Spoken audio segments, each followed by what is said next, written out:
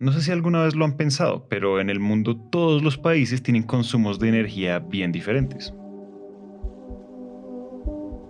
Para darles un ejemplo, en el 2021 el consumo de electricidad en promedio por persona en Estados Unidos fue de 11.757 kilowatts por hora.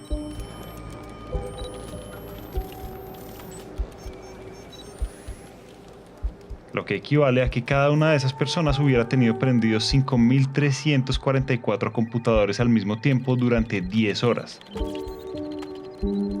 Y esto humanamente sería imposible.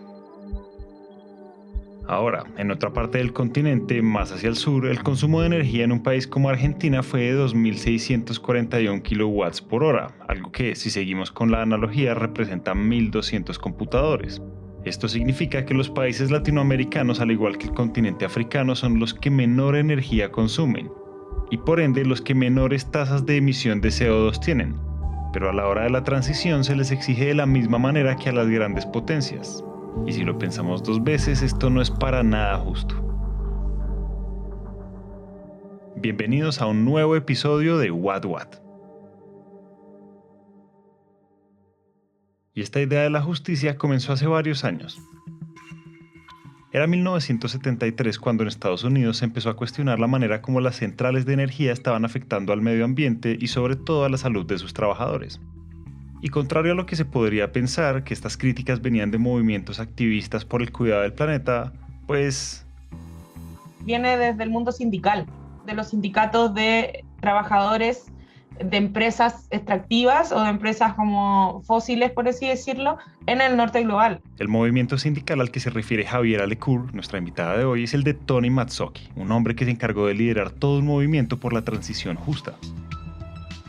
En ese momento, Tony era el vicepresidente de la Chemical and Atomic Workers International Union de Estados Unidos, y su cercanía con el sector energético le hizo poner en evidencia varias cosas.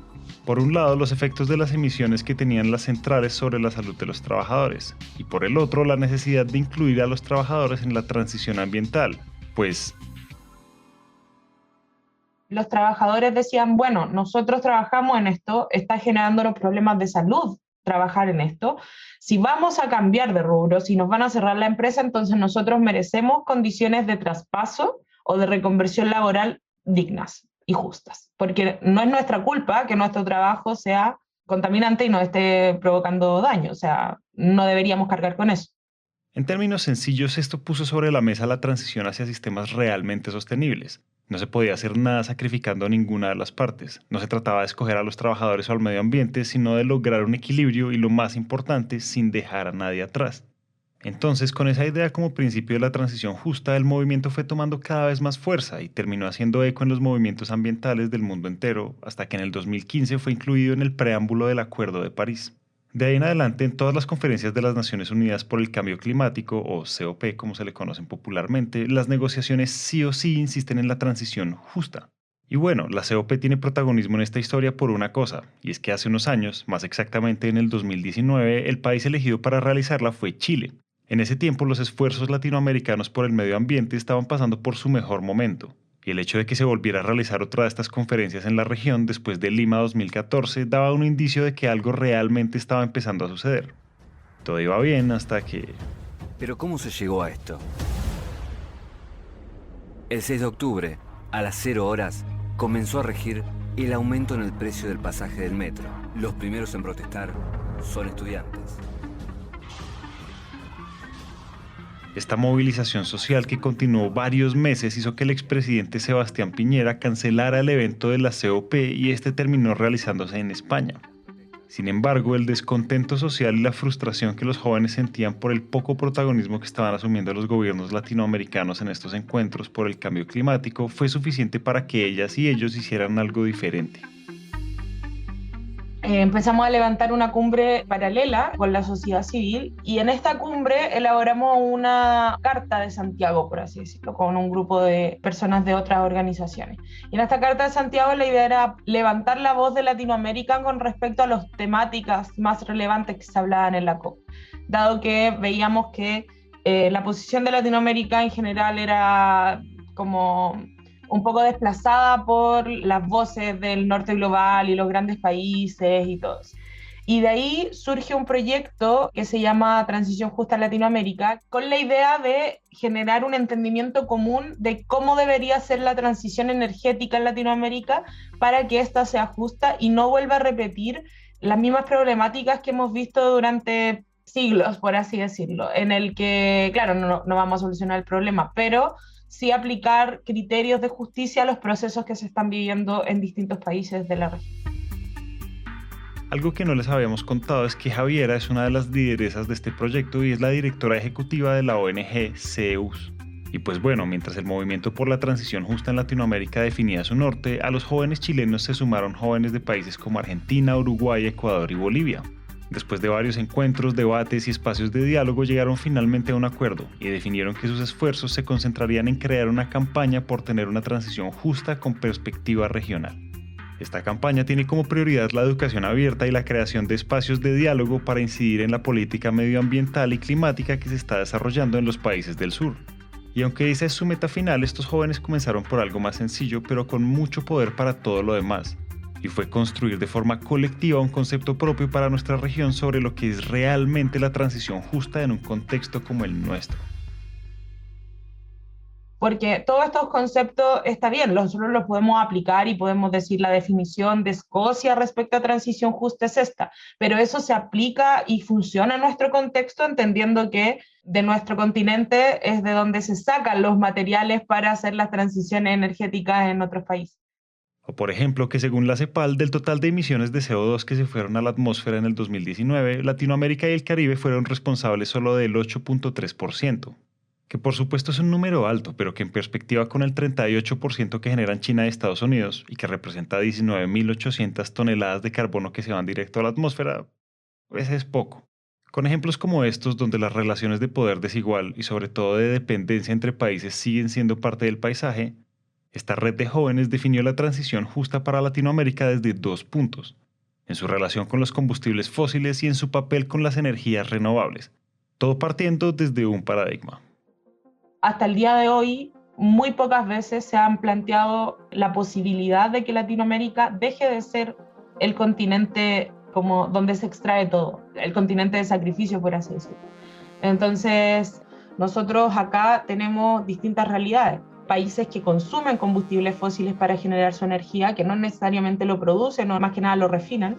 Otros países que son productores de eso y extractores de eso, como lo son, por ejemplo, Argentina, en cierta parte Colombia, Venezuela, en donde no puedes, por así decirlo, pensar en un futuro sin eso. ¿Cómo vas a pensar en Argentina sin gas?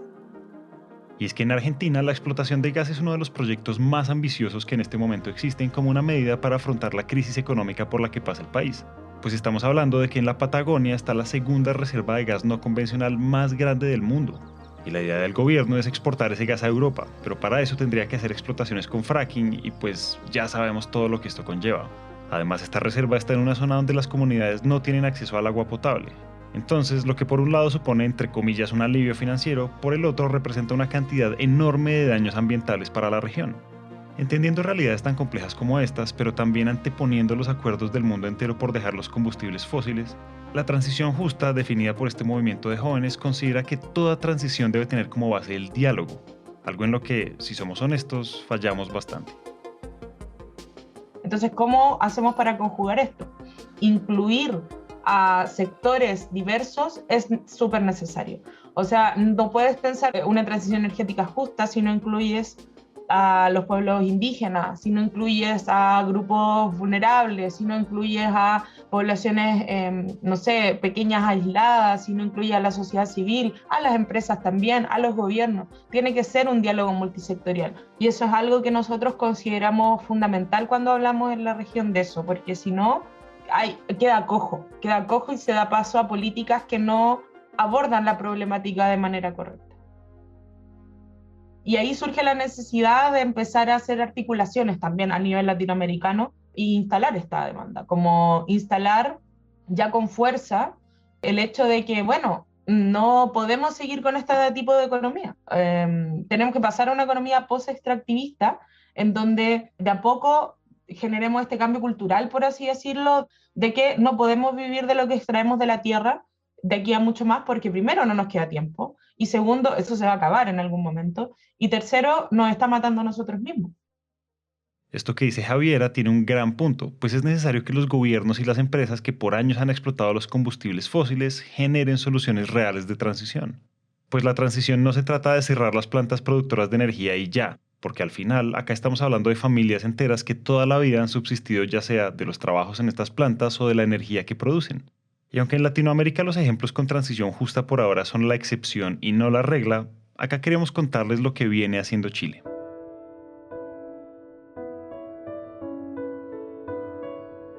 Acá en Chile, Gabriel Boric ha incluido el eje de transición socioecológica justa y lo ha puesto como en el centro de su programa de gobierno. De hecho, hace poco pasó un hito bien importante, que es una de las zonas de sacrificio como más famosas, por así decirlo, de Chile, que es la bahía de Quintero Puchuncaví, donde hay alrededor de 20 empresas contaminantes, hay una serie de problemáticas socioambientales muy, muy, muy profundas, intoxicación de niños, niñas, reubicación de escuelas, pobreza multidimensional, una serie de cosas. Se tomó la decisión de cerrar la fundición de Codelco Ventanas, que era una de las fundiciones más antiguas de Chile y que era la responsable de la mayor cantidad de emisiones de dióxido de azufre, que era uno de los contaminantes que generaba esta intoxicación a los niños. Y se tomó esa decisión, se cerró. Una decisión que nadie nunca había querido tomar porque era muy difícil políticamente. Y ahora ya están en negociaciones para ver cómo va a ser este cierre, esta transición justa de los trabajadores de esa fundición.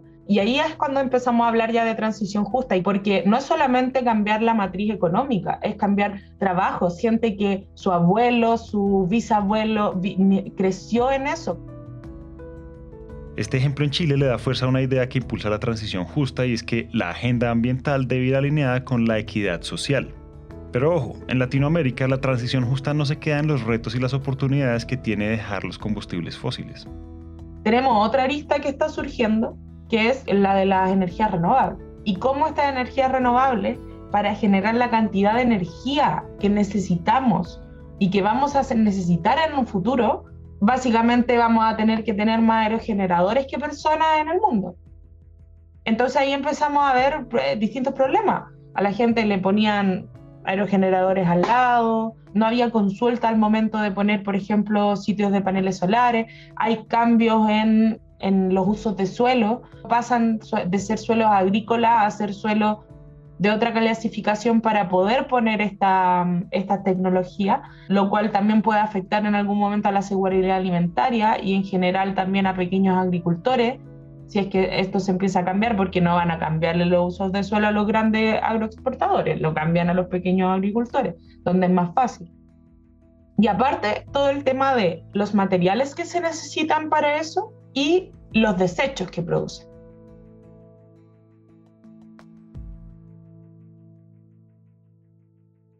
Por ejemplo, el litio que se produce en Chile es uno de los más baratos para los mercados internacionales. De hecho, China es uno de sus principales compradores.